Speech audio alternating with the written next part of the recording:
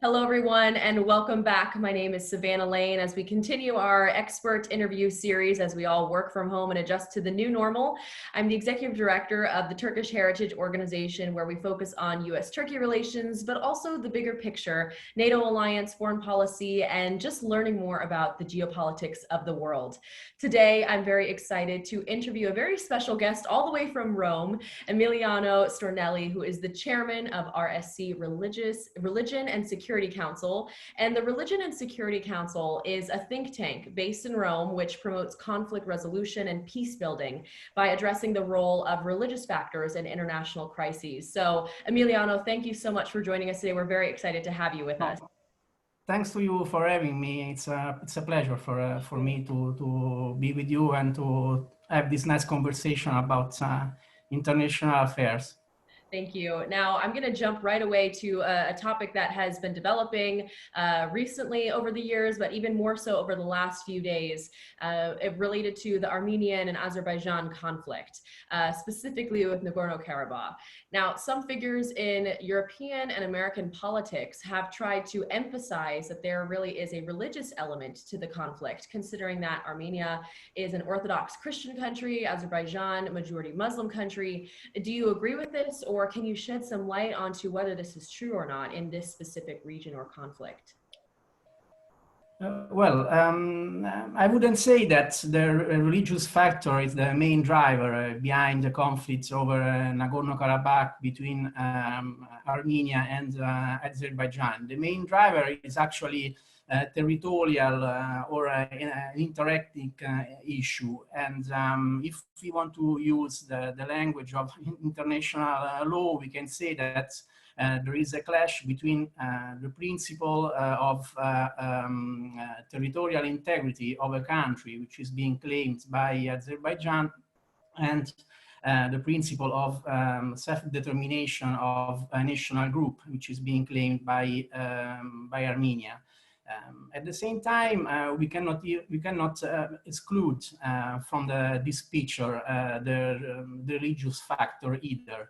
It is present and on different levels, and starting with the two main opponents, namely Azerbaijan and Armenia. As you said, it is true that Armenian leaders, both political and religious leaders, are emphasizing the Christian identity of Armenia in this conflict, and I think that they are doing this in order to boost the morale of the population and also of the troops that are fighting right now in Nagorno-Karabakh. And at the same time, they are emphasizing the Christian identity of Armenia in order to try to draw some attention from Western countries, attention and possibly also support. On the other hand, also Azeri leaders, religious leaders in particular, have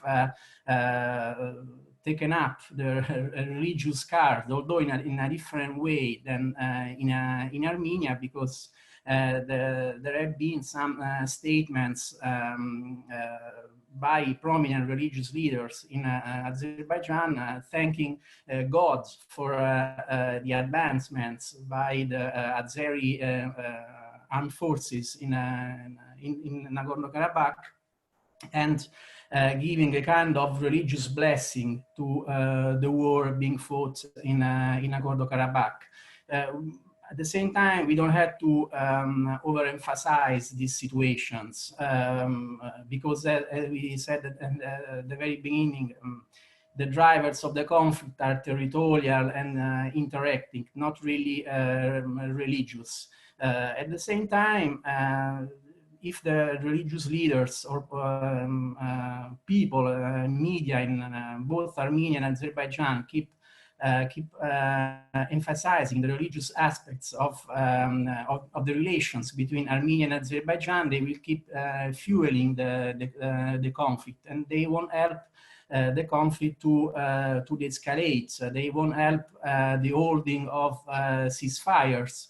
And I think that's what this conflict need right now is to be frozen again, especially in view of the winter and also amid the COVID-19 situation, which is emergency, which is hitting hard both Armenia and Azerbaijan. And for this reason, it is interesting the position of the Russian Patriarch, who intervened in the debate and advocated for a greater role of religious leaders in promoting the de-escalation of the conflict and not its further escalation. Then I would say that the religious factor is playing a role in this conflict also at geopolitical level. And because if we look at the region, we can see that the relations between the different states involved in this conflict, and not only Armenia and Azerbaijan, have been impacted by the religious factor. Also, it's something very simple but relevant at the same time, because if, for instance, Turkey and Armenia would have shared the same religion, their relations would have been less tense. And this the same applies to relations between Armenia and Azerbaijan. And on the other hand, if Russia has overall has good relations with Azerbaijan, but the fact that it shares the same religion with Armenia, I mean Orthodox Christianity, although they follow, they refer to different patriarchates, but the fact that they share Orthodox Christianity as common religious reference helped Russia and Armenia to develop their relations on a higher strategic level, including the military one, as we can see right now with the support of Russia to the Armenian troops. Thank you, Emiliano. Now, I have obviously we could go far longer talking about Armenia, Azerbaijan, because unfortunately, this is a very nuanced and specific conversation. But I'm agreeing that, I think that although it's potentially not the main motivator, there is no way to really get around the influences that religion plays in geopolitics, which is why your work is so important. Now, let's transition a little bit, because when we were first discussing this interview and kind of picking your brain about this topic, the bombing in the Beirut port, the explosion, I should say, in the Beirut port, and the confusion of whether it was a bombing or not, and the rush of aid diplomacy was a surge again. We're seeing all over the world the need for aid diplomacy. Can you talk to us a little bit about this in general, and the countries that practice aid diplomacy for an effective strategy? Is this an effective strategy in kind of playing a secondary result to catastrophes? So can you talk to us a little bit about that? Well, I think that aid diplomacy is a strategy or a tactic that is being implemented by many states in the world. The major powers are using aid diplomacy, as you named it, but also cultural relations, in order to extend their influence in other countries or areas in the world. And aid diplomacy is being used by the United States, by France, by other European countries, being used by Turkey, and for sure it's being used by Russia as well. And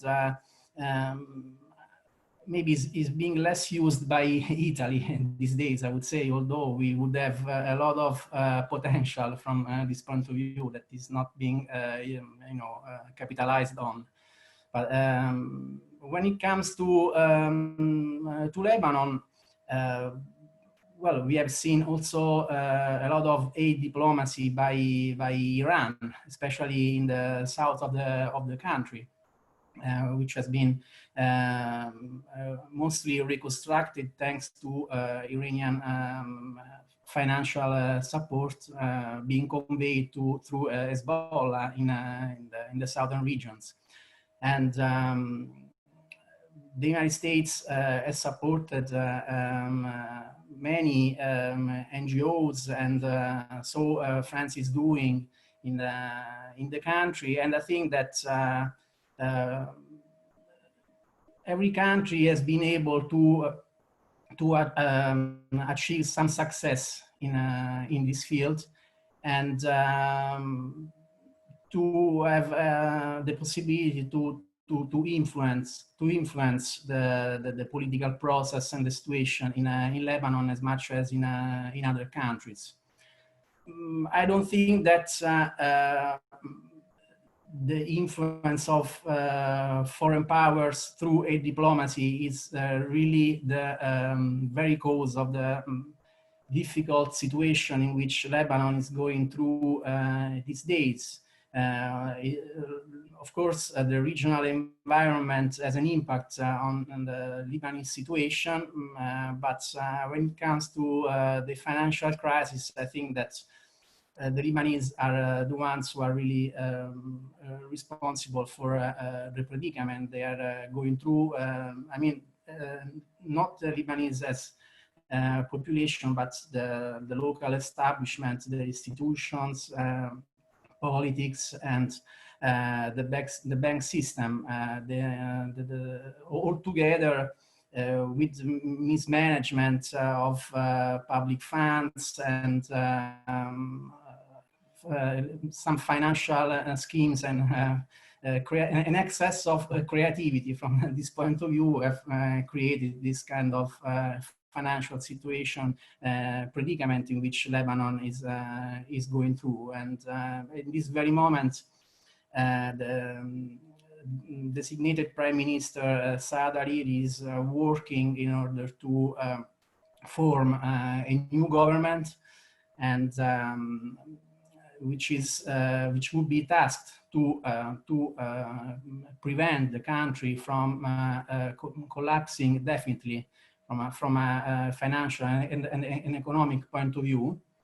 And most probably this government will see the light, because there is internally in the country already a consensus in order to allow Hariri to accomplish this mission of forming this government. And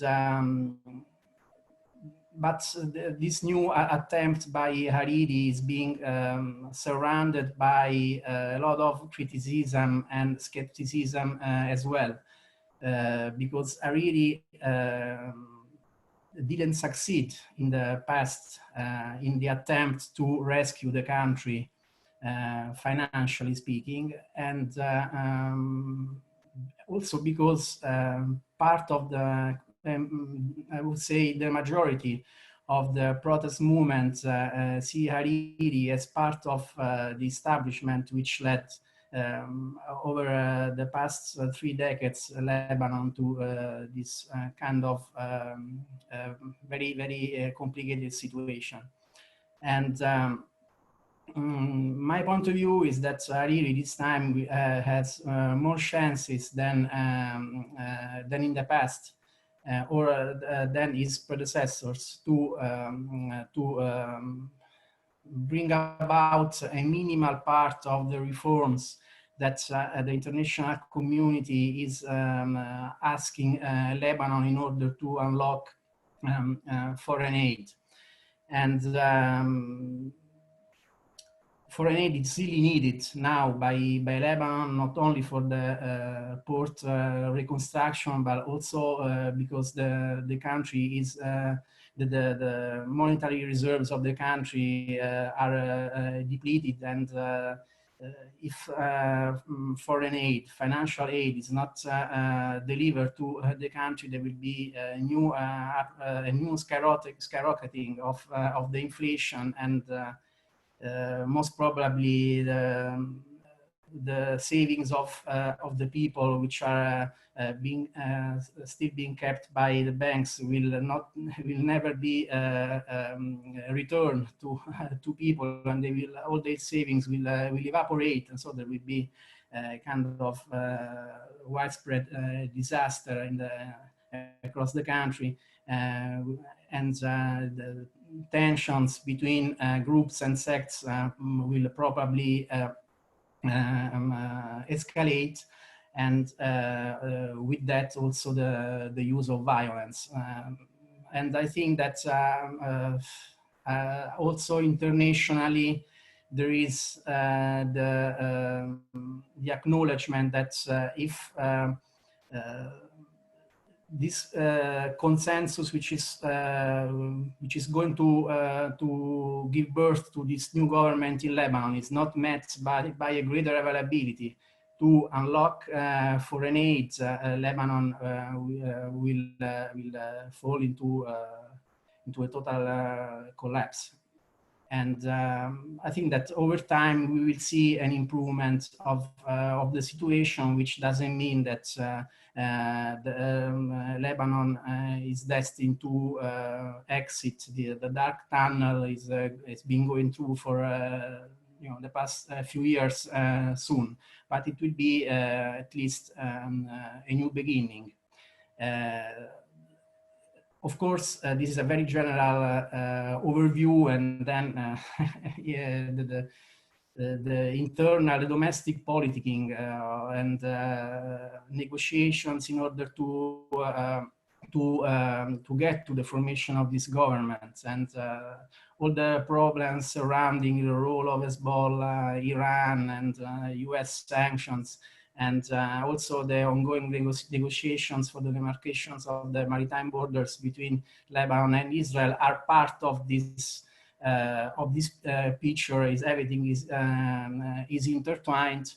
My hope that is that a virtuous process will start soon, especially for the benefit of the Lebanese population, which has been suffering very much. Sure, and thank you for that detailed response. And before we run out of time, I really want to get your take, because you focus on religion and security. As a think tank, you are examining all of these different international relations and how they are interconnected. And I want to pick your brain and see what you think the biggest challenge will be facing a post-COVID world. Whenever we get there, obviously we aren't quite there yet, as we hopefully avoid any sudden more surges from COVID. But when we do get to a post-pandemic world, what is going to be the greatest challenge that we are facing? Well, first, I hope that this post-COVID world will come soon. But as everybody would do, I would say that there wouldn't be new challenges. I mean, there are still many challenges right now. We are still facing them, and we will keep facing them also in a post-COVID world. And if I look at Europe, there is the issue of the future of the European Union, the integration of religious and ethnic minorities in Europe is here today. It will be there also in the future. So we cannot stop focusing on the issues we have to address now just to focus on COVID. We still have to work on the previous challenges which are still here today, and that will be there also in the future. And if I look at the Middle East, it's the same thing. I mean, the problems that the Middle East and now are still waiting for a resolution. And in perspective, I would be happy to see a greater dialogue at a religious level. Let's say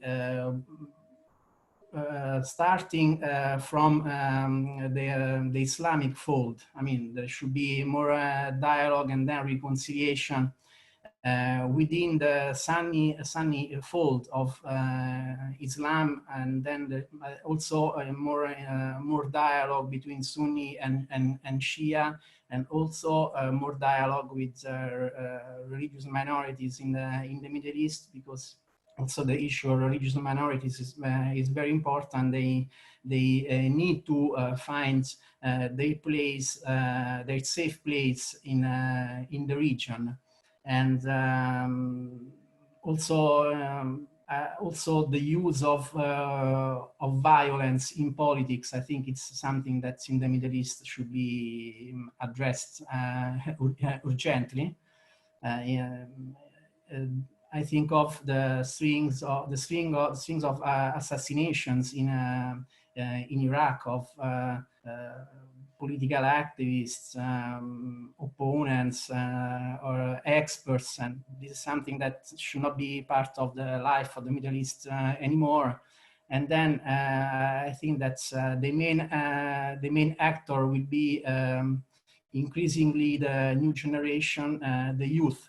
There are so many young people in the region who are disenfranchised, hopeless, and they tend to take to the streets and in order to express their disappointment. And we already had the Arab Spring.